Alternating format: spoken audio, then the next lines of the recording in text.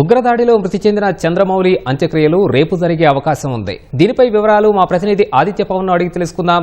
ఆదిత్య, చంద్రమౌళి అంత్యక్రియలకు సంబంధించి సమాచారం ఏంటి?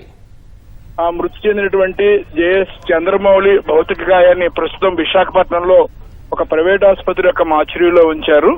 అయితే ఈ మధ్యాహ్నం వారి కుమార్తె నిహారిక అలాగే వారి కుమార్తె అనీ మిశ్రా ఇద్దరు కూడా వారు అమెరికాలో ఉన్నారు, అమెరికాలో స్థిరపడ్డారు.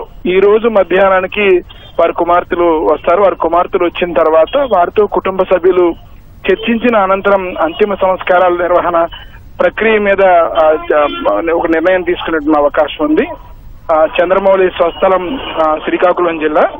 అలాగే ఇప్పటికే అధికారులు బంధువులతో సంప్రదింపులు జరుపుతున్నారు. అయితే అంతిమ సంస్కారాలని రేపు నిర్వహించే అవకాశం ఉంది. ఎందుకంటే ఇప్పటికే వారి కుమార్తె ఒకరు అమెరికా నుంచి విశాఖపట్నం రావడానికి ఈ రోజు సాయంకాలం 5 గంటలకి వచ్చే అవకాశం ఉందని బంధువులు చెప్తున్నారు. ప్రస్తుతం అయితే చంద్రమౌళి భౌతిక కాయాన్ని ప్రైవేట్ ఆసుపత్రి యొక్క మార్చురీలో ఉంచారు. ఈ రోజు జిల్లా ఇన్ఛార్జ్ మంత్రి టీబీవీ స్వామి కేంద్ర రాష్ట్ర ప్రభుత్వాలు ప్రకటించినటువంటి నష్టపరిహార చెక్కును కూడా వారి కుటుంబ సభ్యులకి అందజేసే కార్యక్రమాన్ని నిర్వహిస్తున్నారు. అయితే అలాగే పలువురు ప్రముఖులు, రాజకీయ ప్రముఖులు కూడా ఈ రోజు చంద్రమౌళి కుటుంబాన్ని పరామర్శించి వారికి సానుభూతిని ప్రకటించే ప్రక్రియలు ఉన్నాయి. ఈ సాయంత్రానికి వారి కుమార్తెలిద్దరూ కూడా అమెరికా నుంచి వచ్చిన తర్వాత అంతిమ సంస్కారాల నిర్వహణ మీద ఒక స్పష్టతనిచ్చేటువంటి అవకాశం ఉంది.